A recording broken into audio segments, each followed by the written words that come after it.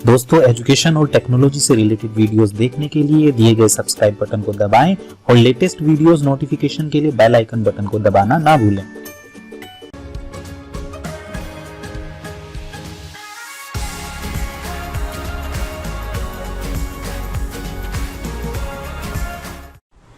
दोस्तों नमस्कार, take master education channel की इस क्लास के अंदर आपका स्वागत है।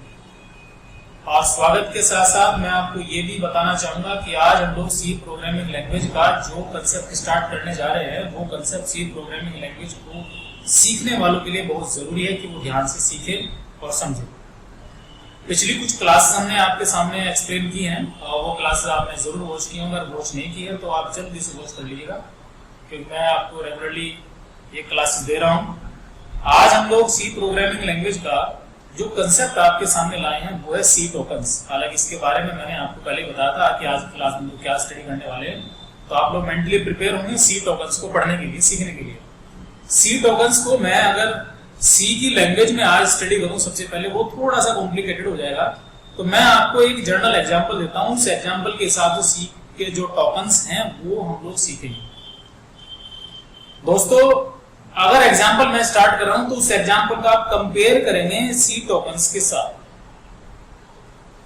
और मान लिया जाए कि हम कोई बिल्डिंग बना रहे हैं और बिल्डिंग बनाने के लिए हमें कोई ना कोई मटेरियल चाहिए, और उस मटेरियल का अगर हमें नहीं पता है तो हम लोग बिल्डिंग नहीं बना सकते। बनाने के तरीके को तो अलग बात है, अगर हमें मटेरियल का ही नहीं पता है तो हम लोग कुछ भी डेवलप नहीं कर पाएंगे, चाहे हमें कितने भी तरीके पता हो।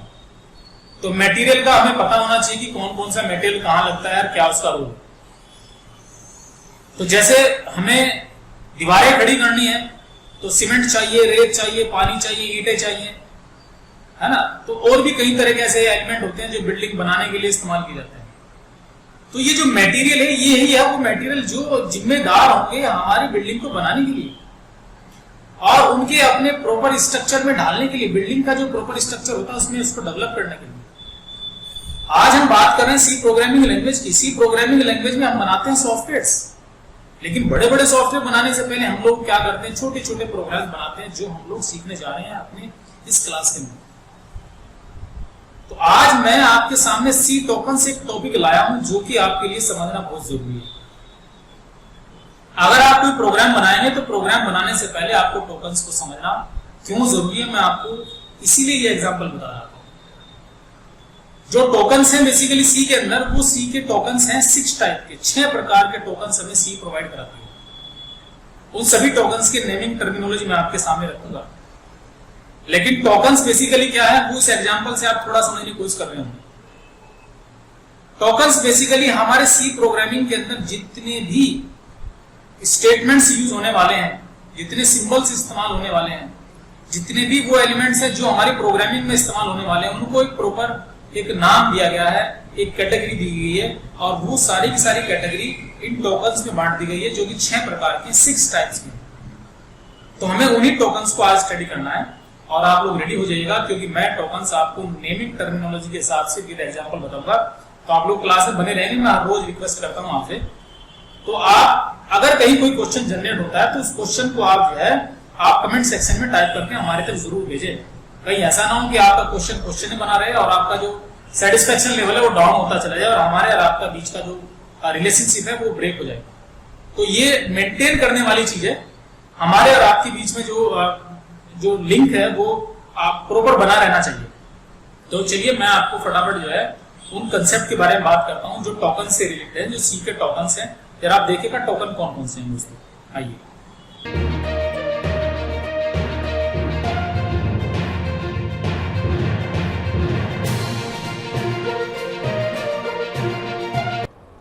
चलिए देखते हैं टोकन्स हैं हमारा, कौन कौन से टोकन्स हैं जो हमें सी के अंदर स्टडी करने हैं।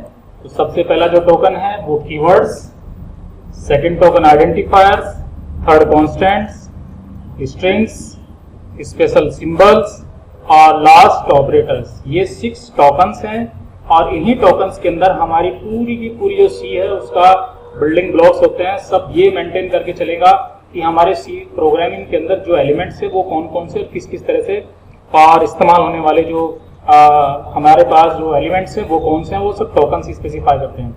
तो सबसे पहला जो टोकन है हमारा कीवर्ड, इसके बारे में हम लोग स्टडी करेंगे। अब तो हम लोग जरा देखते हैं टोकन्स के अंदर जो कीवर्ड्स हैं वो क्या रोल प्ले करते हैं, क्या होते हैं कीवर्ड्स।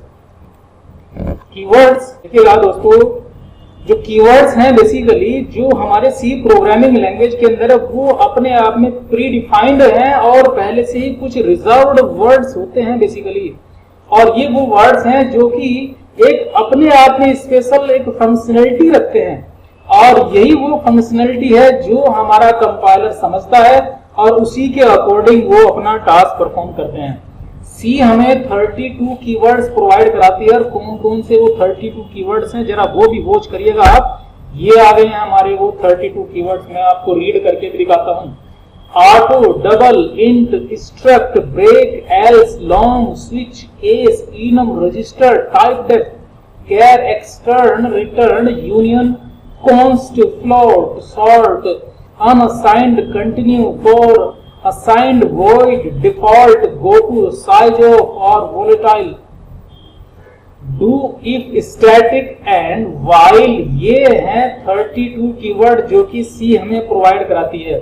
इन सभी कीवर्ड्स का अपना एक स्पेसिफिक मीनिंग और फंक्शनलिटी होती है सी के अंदर, और उसी को कंपाइलर रीड करके अपना टास्क परफॉर्म करता है दोस्तों। ये हैं कीवर्ड्स। इसके बाद का जो टर्म है वो हम लोग आगे बढ़ाते हैं। अगले सेकंड जो हमारा जो टोकन है उसको हम लोग देखते हैं, वो कौन सा है वो हमारा जो टोकन है वो है आइडेंटिफायर्स। आइडेंटिफायर्स को अगर हम लोग समझे तो वो क्या होते हैं basically. Identifier are names given to different entities such as constant, variable, structure, functions etcetera.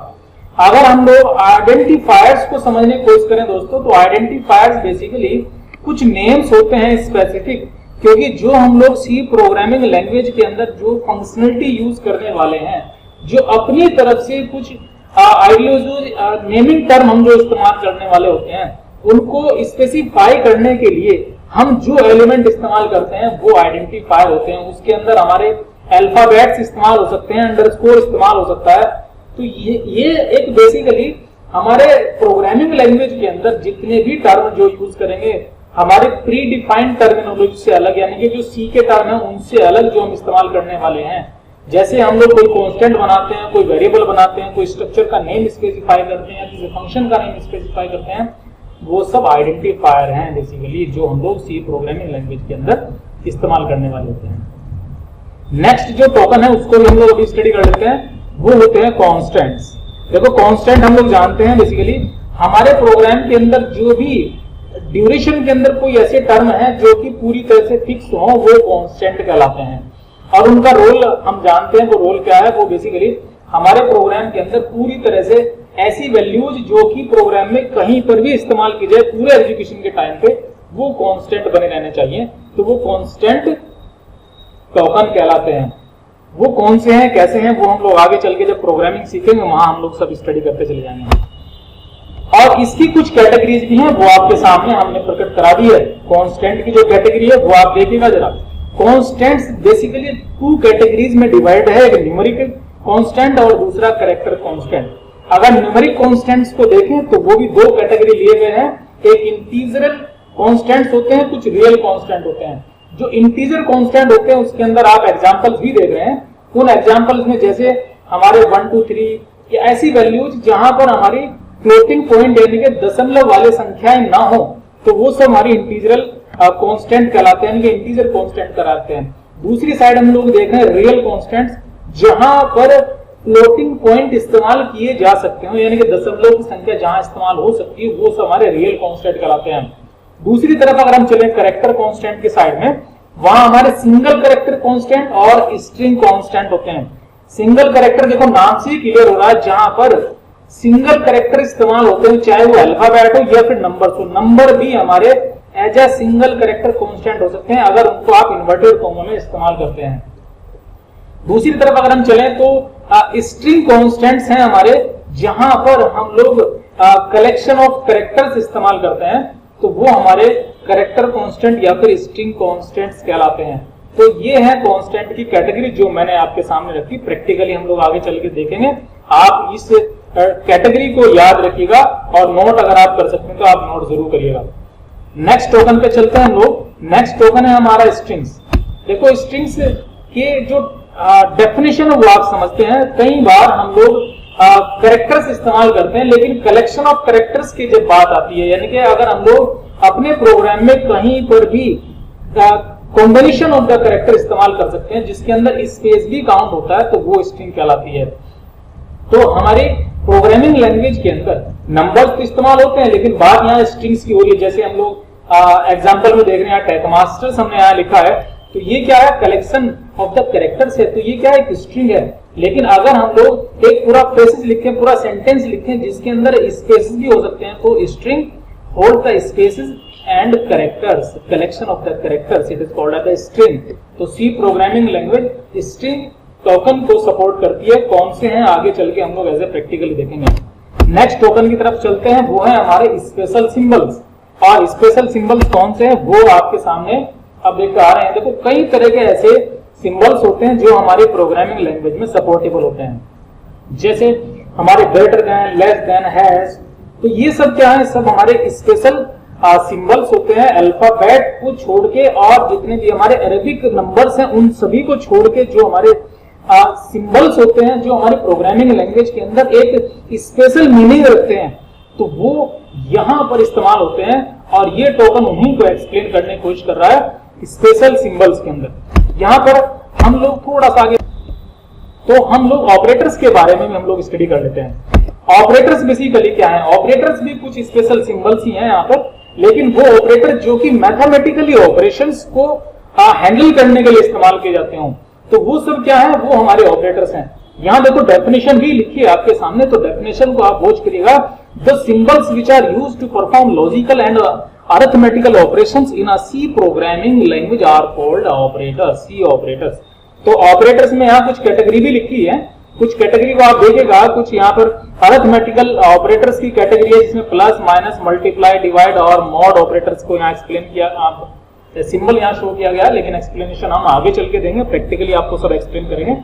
कुछ इंक्रीमेंट डिक्रीमेंट ऑपरेटर हैं, रिलेशनल ऑपरेटर्स हैं जिसमें हमारे equal to, not equal to, greater than, less than वगैरह। यहाँ पे कुछ लॉजिकल ऑपरेटर्स भी एक्सप्लेन किए गए हैं। तो ये जितने भी आप ऑपरेटर्स देख रहे हैं, ये सभी हमारे सी के छठे टोकन की तरह से इस्तेमाल होते हैं।